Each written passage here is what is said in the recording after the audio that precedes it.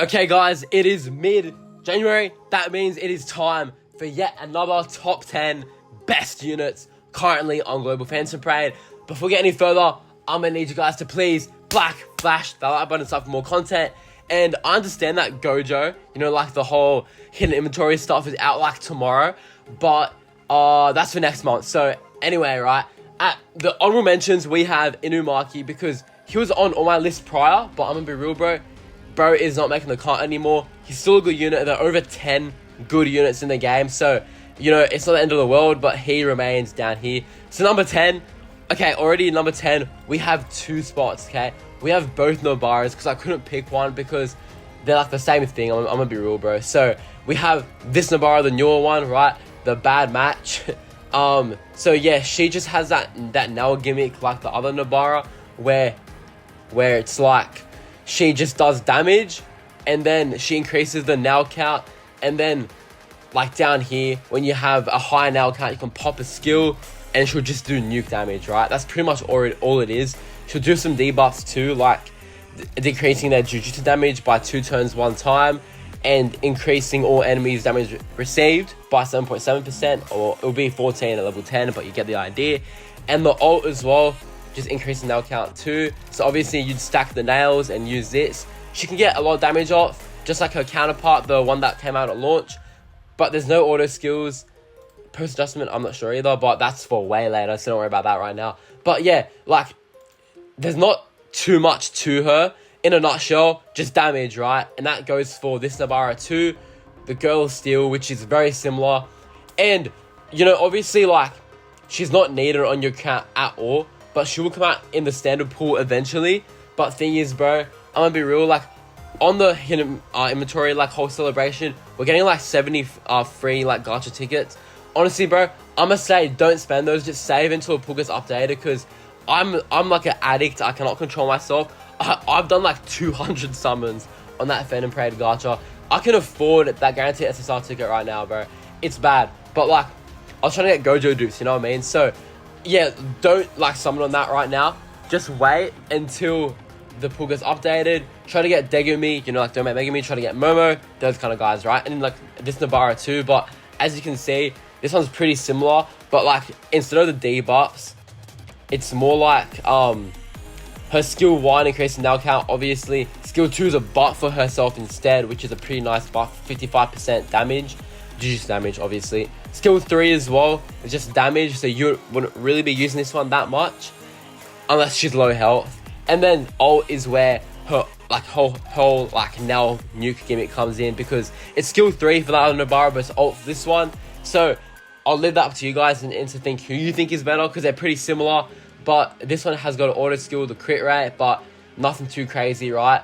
On launch, she was at number 2, but right now she is number 10. Now number 9, we have this this Nami, okay? Okay, he like just came out, this Nami, and he's a really good DPS. I put him slightly over Nobara because I like his gimmick where he can attack everyone and have type advantage, right? So as you can see here, he's got Black Flash, he's got crit, obviously, classic Nami business going on. Over here is just, regular damage. Skill 2 is regular damage too, but skill 3 is he attacks with type advantage, okay? So, like, he always has type advantage, so he's doing a lot of damage. In tower, bro, if you have this dude in tower, he will carry you, like, at least a little bit, because it's not like actual attacking option, right? Like, say, for example, you're doing those stages where green is at type advantage. Say you have Mojito, but you don't have Holy Purple Gojo. This is a good option to have instead, because, like, bro, green DPS right now is hard to come by. And, like, Yuji, low-key, ain't cutting it anymore in tower. He still does good, don't get me wrong, but, like, as your main DPS, no. So this guy's a good, like, replacement for that. And on ult as well, does some nice damage. And then with type advantage, does more damage, so that's really good too. And his auto skill, compared to his green counterpart, the one that came out on launch, this is way better because it takes 9 turns for that Nami's auto skill to activate, but it takes this guy 1 turn, right? So obviously he's a way better option for DPS. And yeah, bro, he's a really cool unit. Like, peak yellow teams, like say what like JP has currently, I wouldn't put Nami as peak yellow, because you still have young Gojo, you have the Black Flash Yuji from Annie, then you obviously have Kaido and like Domain Megumi or any other yellow support, right? So right now, not the highest priority, obviously, but he's still a good unit to have, you know, for his nice little DPSing job he's doing. Obviously, getting those crits off, getting those type advantage off. In tower, he's really useful. So anyway, let's get into number 8. We have Kaito Yuki. A rare unit being this high on a, you know, a ranking is crazy, bro. I won't lie, but he is fire, bro. Even on JP still now, he is heat. He's flames. You know why? Because he's a cursed energy battery. I'm sure I've said it like thousands of times before. This dude is a essential on like the support teams and Yuki teams, stuff like that, where you need cursed energy. Obviously for like Gojo units, you don't really need it, like the Hollow Purple and that, but for guys that actually need cursed energy, like for example, the Ghetto on JP that just got buffed, you know, he thrives with high cursed energy levels. This dude is letting you do that on site easily, right? So obviously he's a rare unit, so you'd probably have him maxed out by now, like dupe wise. Your skill 1's nothing too crazy. Skill 2 is nice because it's a one-time barrier which can help like protect your supports or something. Skill 3 is good too because obviously you get 19 cursed energy every turn for 2 turns, excluding self, which sucks but is what it is. And his ult just increases Jujutsu damage to all for 1 time, so it helps with the nuking, like say Hollow Purple Gojo can get a buff off that. And bro, this dude, like as a rare unit, bro, he's doing what even like SSR supports can't be doing, bro. Like there isn't really much more to be said. He's just fire, right? So next we have Mahito, okay? So Mahito, right? He's a really good unit. Like honestly, you could put him higher. I'm just not putting him higher. But this dude is cracked, right? I haven't made a video yet. I do have him. Hey, bro, I was busy. I'm sorry. But anyway, right? We have... I'll go through him a little bit more since I haven't made a video on him yet. But he has... Obviously, since he's a curse, when you heal him, like say Uda's healing goes on him, he'll take damage instead, right? But anyway, we have skill 1, which is a defiguration attack. And it has 2 different like things depending on whether he's in his domain or not. So without his domain, he just has range damage. And then if he's not at type advantage, it will just do a little bit different thing, right? So it would be like to a certain enemy as a type that has a weakness. So yeah, he'll play out type advantage here as well, right? Because that's just how it works. That's just how his skill is, similar to the Nami, right? And when his domain is active, this could instantly kill the enemy. Kind of like what Uda has, that insta kill thing, pretty similar. Skill 2 has this thing where he has a like miniaturization status where he turns into like a child, and it fills his ult gauge as well. And like I think it helps take him like less damage, or he dodges, something like that. I like it, it's pretty good. And then under domain, he'll do a little bit more damage with this skill, and then he'll also increase their damage received for taijutsu by 20%, and it could also insta kill too, right? Yes, you see, on the miniaturization status, he evades single target attacks. So if it's an AoE ult, he'll still take damage, but if it's single target, he will dodge it, right? So pair that with like a attack attraction thing or something, you're eating good, right? Because he can pop this every turn pretty much because his curse energy is pretty good. And skill 3 is auto transfiguration, and this costs 45 curse energy, which is a hefty bit, you know what I mean? But it's worth it, kinda, because it is a lot of damage, 600%. And again, it could insta kill, and it has a medium effectiveness, so it could hit, it could not hit, you know what I mean? So anyway, right? When domain is active, it costs 20 instead. It'll increase his own jutsu damage and do a little bit more damage to the enemy. And it's just a high damage attack, right? That's pretty much the whole purpose of it. And then the ult is his domain, the self-embodiment of perfection. Does damage, and then it will also do like a secondary damage, which is about 50% of all enemies' HP. I like it because like it's a dopamine hit, you know what I mean? Because he'll do the first attack first, and then like flick, and then he'll do the second attack, which is a lot more damage too, right? So anyway, while the domain is active, he'll get guaranteed hit and invincibility for a little bit. He'll decrease own damage received by 30%, but he can't fill his ult gauge. And depending on his so he can get the insta kill too, right? And then also after his thing deactivates, he'll deplete his own curse energy and he can't fill his ult, which is fair enough. That's how most domains work. And then his auto skills, he's just he regains HP when his curse energy is 40 or above. And then when his HP is lower, he'll get a damage cut to himself and decrease his own damage received by 12%, okay? So, and that got to 24%. So Mahito, he's actually like really strong, I won't lie, bro. But like, he costs 1,500 Phantom medals. Not everyone has that. Please grind them if you're able to, because he's a monster, right? I'm sure they're going to release a Dagon soon on JP too, so I'm sure he'll be good. He'll have a domain too, and overall, great unit, right? But next, we have my boy, the GOAT, the LeBron, as I've said thousands of times before, Masii Yaga, okay? The SR support who has swept the nations, bro. So, again, he's fire, right? Skill 1, nothing too crazy. Skill 2, at level 10, 45.8% buff for Taijutsu and Jujutsu damage. Wow, right?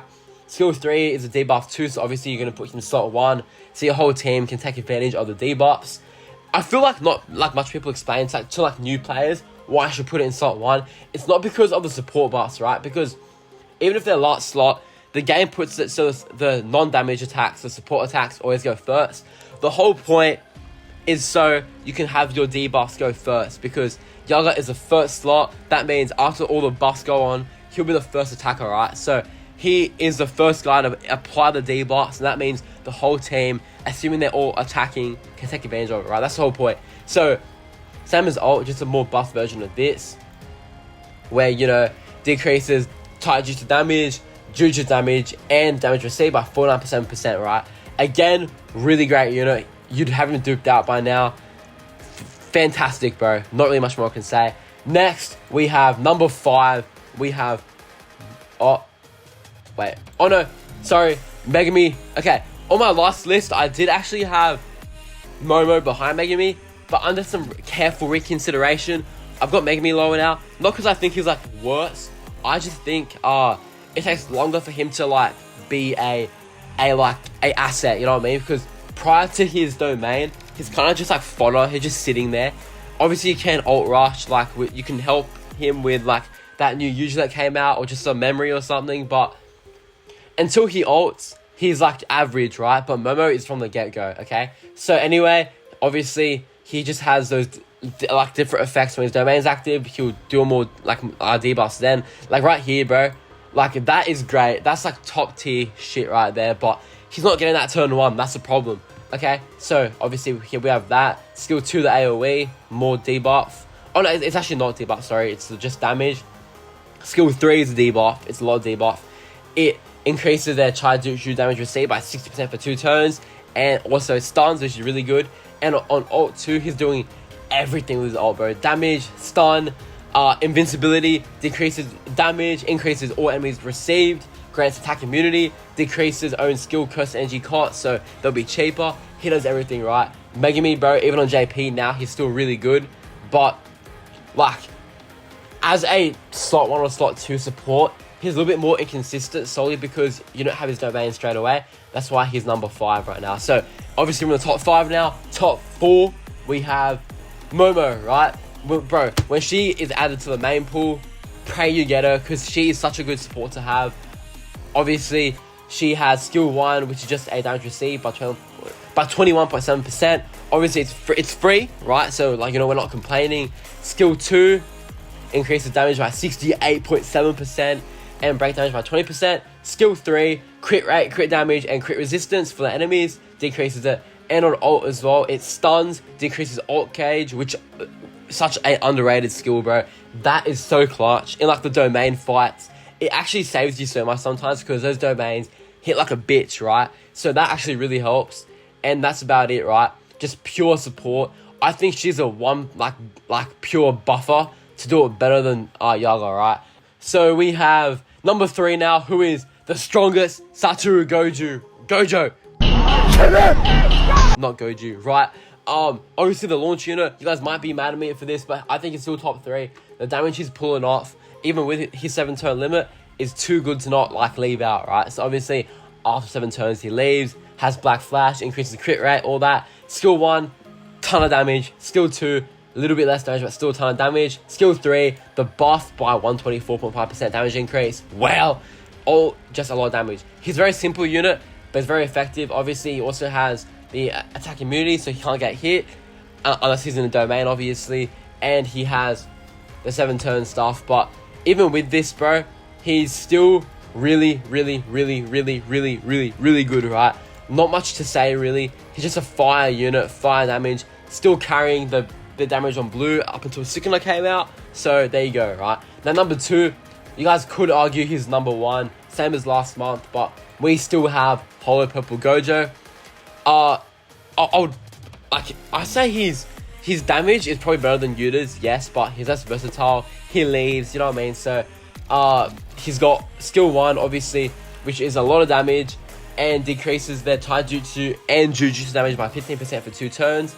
Skill 2 has 30% increase for the enemy's attacks they receive, increases their damage by 10%, which is just a little like liability he puts on, but 10% is nothing, right? It's barely anything. And increases his own damage by 70.1%, which is a little bit less than, you know, the blue one, but still pretty similar. Then skill 3 as well, increases his own break damage, does a little bit of damage, and decreases their damage by 15%, right? And then his ult, obviously, is his massive nuke of almost 2,000%. Decrease ult gauge by 2, then he will leave. So even if it hasn't been 7 turns yet, he will leave if he's ulted, right? That's his one like drawback. Not really much of a drawback though, because you'd probably like nuke that when you know you're about to kill anyway. But number 1, bro, I still have my boy Uda, okay? Even though like post adjustment, he's even better on JP. I've still got him number 1 right now. When Teen Gojo drops, I don't know, but right now I still got him number 1 because he's versatile. I don't know why he's not showing up there, but he's way more versatile than Holo Purple because he can provide a lot more for the team. He's obviously doing skill 1, which is just, you know, just normal stuff. Skill 2, which is nice for the crit resistance decrease, which helps like the Nami's, guys like that, and even Gojo's, right? And then he'll do AoE damage as well. Skill 3, just a lot of damage, and his ult is just a nuke like the Gojo. It's not doing as much damage though because Uda hasn't got a self buff like that, but it's still pretty similar. Then also he increases his stats by 20% as well, but he can't increase his full gauge, his ult gauge, right? But also he'll get obviously some healing. So when any ally is below 60% HP and he has 10 curse energy, he'll heal, which is really good. Then also he'll decrease his own curse energy when he heals, so it's not like free. But then he'll increase his own taijutsu and jutsu damage by 10% and fill his ult gauge by 200. And also he has a counter, so when he gets hit by melee, Rika could save him, right? So for me, bro, he's still number 1 because even though his damage isn't as strong as Gojo, he's getting more stuff up for the team, right? Obviously, if you're doing like a nuke situation, he'd probably be number 1, but if you're just doing regular gameplay, you know what I mean, tower, all that, or yeah, just regular gameplay, Uda is still the GOAT for me. He's still the LeBron for me. But I don't know, honestly, what you guys think. Comment down below if you want to argue or anything. Please let me know. And if you guys enjoyed the video, be sure to black flash that like button and stuff for more content. And I will see you guys later. Peace.